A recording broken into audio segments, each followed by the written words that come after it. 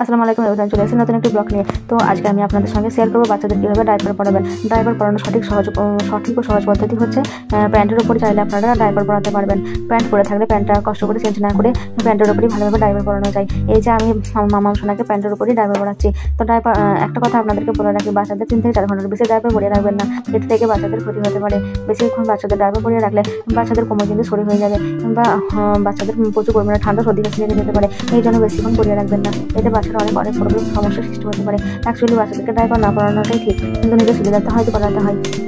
তো সেই ক্ষেত্রে বেশিক্ষণ ডাইপার পরে রাখবেন না। তো এটা হচ্ছে ডাইপার পরানোর সহজ পদ্ধতি ও নিয়ম নতুন পদ্ধতি। তো এইভাবে আপনারা বাচ্চাদেরকে ডাইপার পরাতে পারেন। প্রথমে এক পায়ের প্যান্টটি ভালোভাবে খুলে নেবেন, যাতে বাচ্চাটার কোনো চোট বা আঘাত না লাগে। আস্তে আস্তে করে খুলবেন। তো আমি ভালোভাবে একটা পা খুলে নিয়েছি, তারপর ভালোভাবে প্যাম্পাস থেকে সেটা করে নিচ্ছি। তো সেটা পরানোর পর দ্বিতীয় পাটি ভালোভাবে খুলে নিয়ে সেটা পরে নেওয়ার পর প্যাম্পাসটি ভালোভাবে পরে নিচ্ছি। তো এই যে দেখতেই পাচ্ছেন, ভিডিওটি কেমন লাগলো অবশ্যই জানাবেন। ভালোভাবে ভিডিওটা দেখে আপনারা শিখে নিতে পারেন। কেমন লাগলো অবশ্যই কমেন্টে জানাবেন। সাবস্ক্রাইব করুন, পাশে থাকবেন। Thank you.